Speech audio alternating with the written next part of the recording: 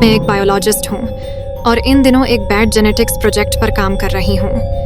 ये प्रोजेक्ट लगभग 2 साल से चल रहा है और इस दौरान मुझे रेमंड इंस्टीट्यूट में काम करने के लिए रखा गया था। प्रोफेसर रेमंड इस फील्ड के एक बहुत बड़े साइंटिस्ट हैं और जेनेटिक रिसर्च में एक्सपर्ट हैं। हालांकि उनकी कई रिसर्च प्रोजेक्ट्स को इनह्यूमन और क्रूर कहा जाता है, जिससे वे काफ़ी कंट्रोवर्शियल माने जाते हैं। हाल ही में मुझे उनके बारे में एक बड़ा सीक्रेट पता चला। प्रोफेसर रेमंड साउथ अमेरिका में वैम्पायर बैट्स का स्टडी कर रहे थे। एक बार केव के पास गिरने से उनकी एक आंख घायल हो गई थी। तब उन्होंने मजाक में मुझसे पूछा, क्या वैम्पायर बनाने के लिए इन वैम्पायर बैट्स के जीन्स का इस्तेमाल करने का कोई तरीका हो सकता है? ये सुनकर मैं हैरान रह गई। लेकिन प्रोफेसर का दावा था कि इन बैट्स के ब्लड पीने की आदत से उन्हें ज़्यादा स्ट्रेंथ और लॉन्ग लाइफ मिलती है। उन्होंने इस पर एक्सपेरिमेंट करने का सोचा और सीक्रेटली ब्लैक मार्केट से एक म्यूटेटेड वैम्पायर बैट खरीदा। उसे हर दिन रैबिट, गोट और कभी-कभी तो काऊ भी खिलाते थे। फिर उन्होंने इन वैम्पायर बैट्स के जीन्स का डीप स्टडी करना शुरू किया और उनका इरादा था कि इन जीन्स को ह्यूमन जीन्स के साथ मिलाकर एक ऐसा सीरम बनाया जाए जो लोगों को स्ट्रॉन्ग बना सके, लॉन्ग लाइफ दे सके और कैंसर जैसी बीमारियों का इलाज कर सके। ये सुनकर मैं भी थोड़ी सी एक्साइटेड हुई और सोचा कि शायद इस पर काम करना वर्थ इट हो सकता है। लेकिन कहीं ना कहीं मुझे थोड़ा अजीब भी लग रहा था कि क्या प्रोफेसर सच में यही करना चाहते हैं? कुछ समय बाद एक दिन अचानक प्रोफेसर ने मुझे कॉल किया और तुरंत अपनी लैब में बुलाया।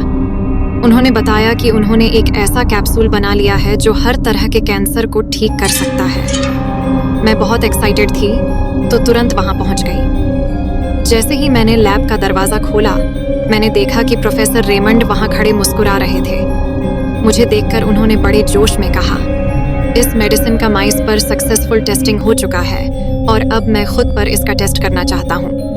उन्होंने कहा कि ये मेडिसिन उनकी घायल आंख को ठीक कर सकती है और उनकी जिंदगी को बढ़ा सकती है।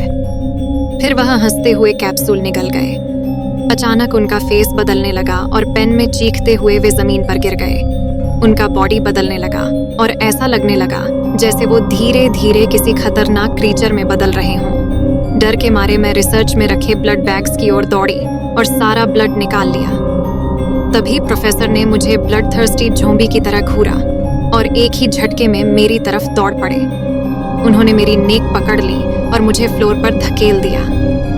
मैं खुद को छुड़ाने की कोशिश करती रही, लेकिन वो बहुत स्ट्रांग हो चुके थे। मैंने अपनी बगल में कुछ सीरिंज देखी तो एक उठाकर उनकी नेक में घोंप दी।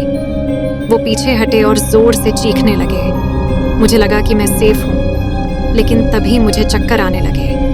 जब मैंने देखा तो मेरी थाई में एक सुई लगी हुई थी जो ज़मीन पर स्ट्रगल के दौरान घुस गई थी। मैंने उसे तुरंत निकाला, लेकिन अब काफ़ी देर हो चुकी थी। मेरे पूरे बॉडी में पेन होने लगा और फिर मैं बेहोश हो गई।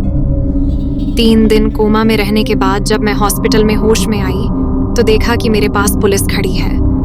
उन्होंने मुझसे पूछा कि क्या मैं ठीक महसूस कर रही हूँ और क्या वे मुझसे कुछ सवाल पूछ सकते हैं।